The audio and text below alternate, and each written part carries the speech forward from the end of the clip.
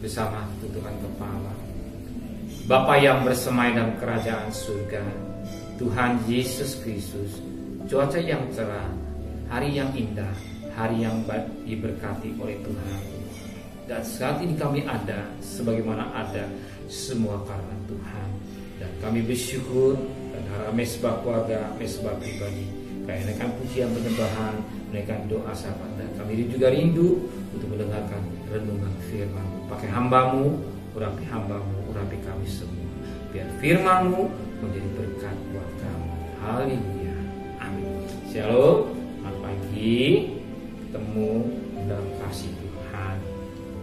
Kita akan membaca Yesaya pasal 21 ayat pertama sampai ayat yang ke-17.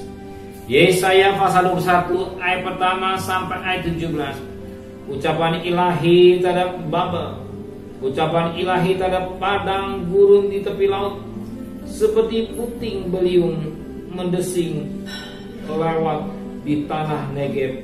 Demikianlah datangnya dari padang gurun, dari negeri yang dahsyat. Suatu penglihatan yang kejam telah diberitahukan kepadaku. Penggarong, perusak. Majulah hai Elam, berkepunglah hai Madai.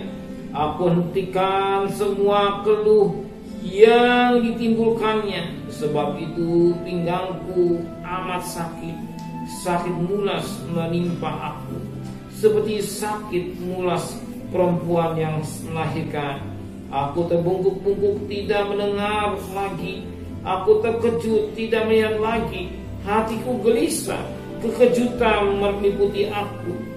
Malam hari yang selalu kurindukan itu sekarang menggentarkan aku. Orang sibuk menyajikan hidangan, mengatur tempat-tempat duduk makan minum. Tiba-tiba terdengar, hai para panglima, siaplah tempur, minyakilah perisai. Sebab begini firman Tuhan kepadaku, pergilah, ketempatkanlah seorang peninjau.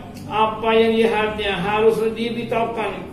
Apabila lihatnya pasukan, pasang-pasangan orang berkuda, pasukan keledai, pasukan unta, maka haruslah diperhatikannya sungguh-sungguh dengan penuh perhatian. Kemudian berselah orang yang melihat itu. Di tempat peninjauan yang tuanku aku berdiri senantiasa hari suntuk, dan di tempat pengawalanku aku terpancang setiap malam. Lihat, itu sudah datang sepasukan orang, pasang-pasangan orang berkuda. Lalu berserulah ia kata, sudah jatuh Babel, dan segala patung berhalanya telah ditemukan dan bertaburan di tanah. Hai bangsaku yang telah dipijak-pijak dan diinjak-injak, apa yang kudengar dari Tuhan semesta alam, Allah Israel, telah kuberitahukan kepadamu. Puji Tuhan. Kita perhatikan firman Tuhan. Kembali ucapan Tuhan kepada Bapa. Babel itu bayang pada dunia. Babel bayang pada dunia. Sebab dunia satu ketika akan dihancurkan. Sebagaimana firman Allah pada ayat ke-9. Lihat, itu sudah datang pasukan orang, pasangan-pasangan orang berkuda. Lalu berserulah ia katanya, sudah jatuh Babel, dan segala patung berhalanya akan ditemukan dan bertaburan di tanah. Sebagaimana di dalam Wahyu 14 ayat yang ke-8. Wahyu 14 ayat yang ke-8 kembali diulang, dikatakan, dan seorang malaikat lain, malaikat kedua menyusul dia dan berkata, sudah rubuh Babel, kota besar itu, yang telah memabukkan segala bangsa dengan anggur hawa nafsu cabulnya. Ingat, satu ketika dunia akan hancur. Satu ketika dunia akan dihancurkan. Alkitab menulis sebagaimana firman Tuhan,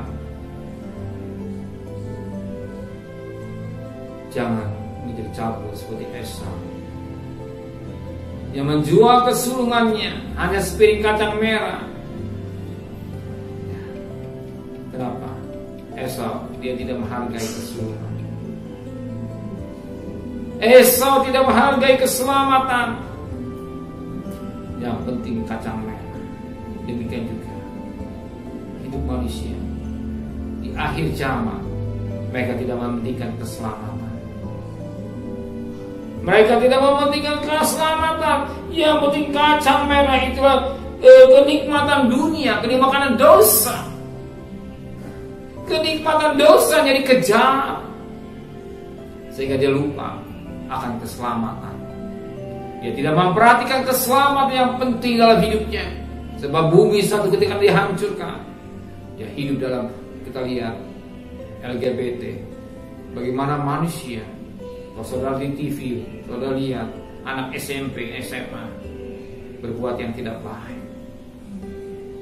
Banyak peristiwa justru mereka saat ini orang banyak meninggalkan berdiam diri di rumah, perhatikan bersekolah dengan baik.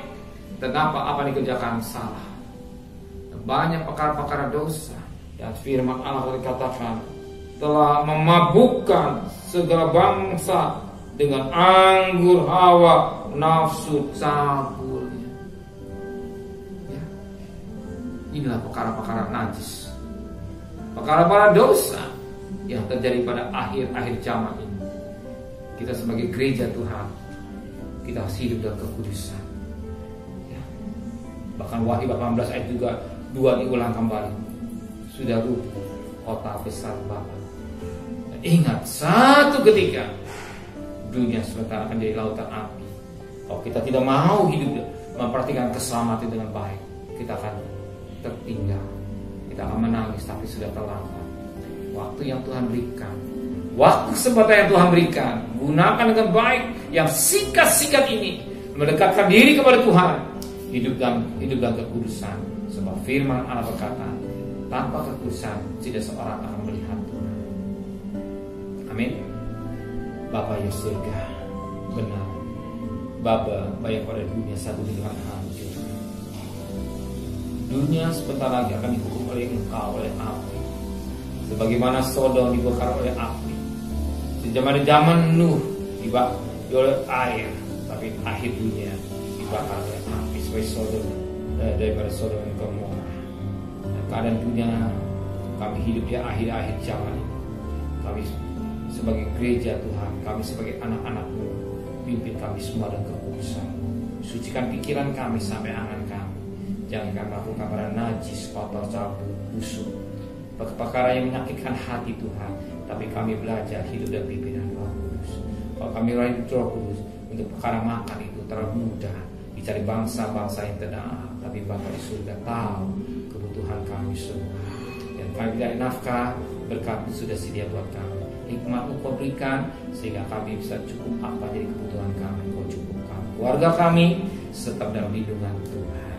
Terima kasih Bapa, kembalikan kami sepagi tubuh yang sehat dengan tidak kurang satu apapun juga. Berkati Bapak Presiden, Wakil Presiden, para menteri, para gubernur, para bupati, para wali kota, para camat, para lurah, para RW, para RT, para medis, para relawan, para TNI, para Polri, mereka-mereka Tuhan yang berjuang di garis depan berperang melawan virus corona.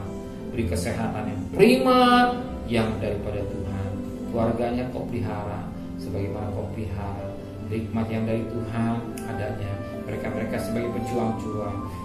Virus ini semakin hari semakin berkurang. Bahkan yang sakit semakin sedikit, tapi yang sembuh semakin banyak. Hanya belas kasihan-Mu buat bangsa kami di Indonesia Tuhan. Terima kasih Bapa di surga.